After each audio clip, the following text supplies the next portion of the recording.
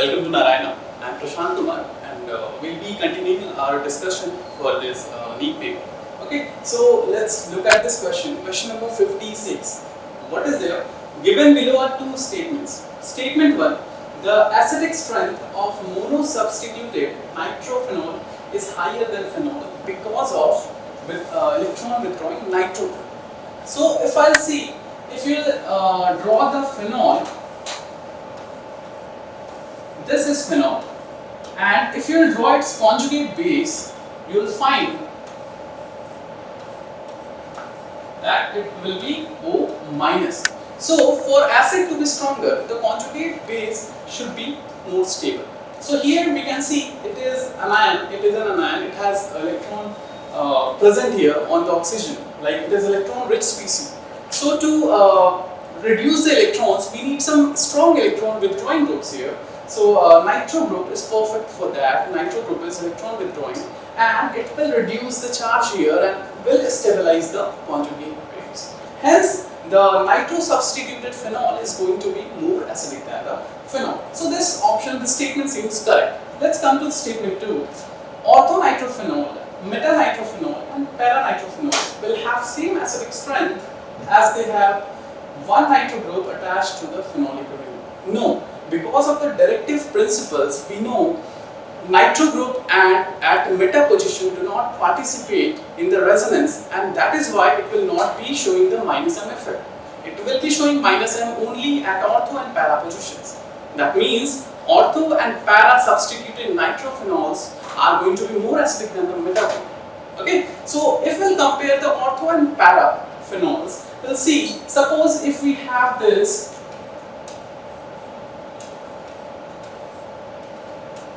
orthophenol and here we have one nitro group.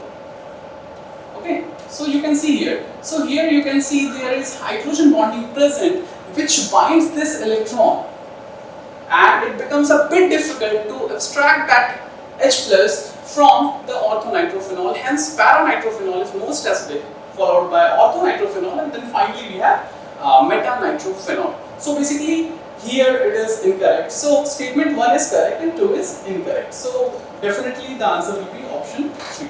Let's move on to the next question. Question number 57. What mass of 95% pure calcium carbonate will be required to neutralize 50 ml of 0.5 molar HCl solution according to the following reaction? Reaction is calcium carbonate reacting with HCl to give calcium chloride, carbon dioxide and water. So if we see here, we are given a sample of calcium carbonate that is only 95% pure and we are given a solution of HCl. So if we see here, can we get the number of moles of HCl from the molarity and the volume of solution? So if we find the number of moles of HCl, it is definitely going to be the molarity of solution, that is 0.5 molar, into the volume, and the volume has to be taken in liters. So this 50 ml is going to be 50 upon 1000. Okay, so if we will do the calculation, we will find that it will be 0.025. So 0.025 moles of HCl is present. So how many moles of calcium carbonate will be there? It will be just half of that because of the chemical reaction which you can see. So moles of calcium carbonate will definitely be half of the moles of HCl, that is 0.025 by 2, and that will be 0.0125. This is the moles of calcium carbonate which is needed here to react completely with the HCl solution. So here we have moles. How can we get the mass of calcium carbonate? We can get it by multiplying it with the molar mass. So what will be the mass of calcium carbonate here? So if we see the mass, it will be, the molar mass for calcium carbonate is 100 gram per mole. So it will be simply 0.0125 mole into 100 gram per mole. So this will be 1.25 gram. So is this the answer? No. Wait here. We have a 95% pure sample. It's not 100% pure. So if I'll take, suppose X gram of calcium carbonate. So 95% of that should be equal to this. So let's take X gram of calcium carbonate impure sample, and 95% of this will be equal to 1.25. When you solve it, you will get X equals to 1.32, and this is in grams. So the answer is definitely option 2. So let's move on to the next one.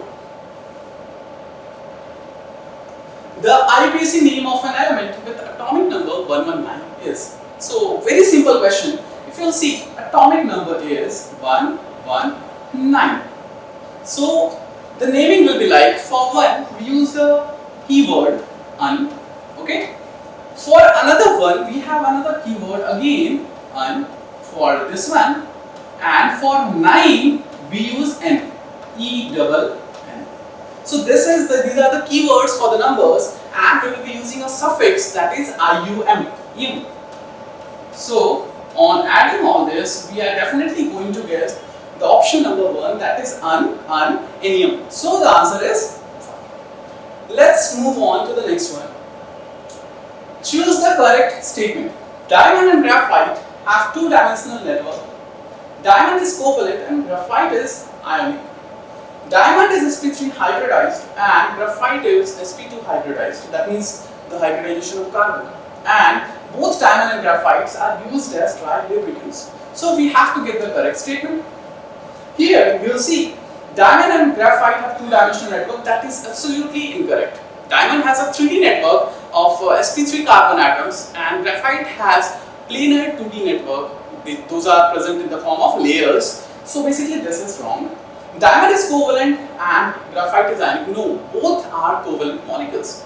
So next, diamond is sp3 hybridized. So this is sp3, and graphite is sp2 hybridized. This means carbon in diamond is sp3 hybridized. That is correct. And carbon in graphite is sp2 hybridized. That is also correct.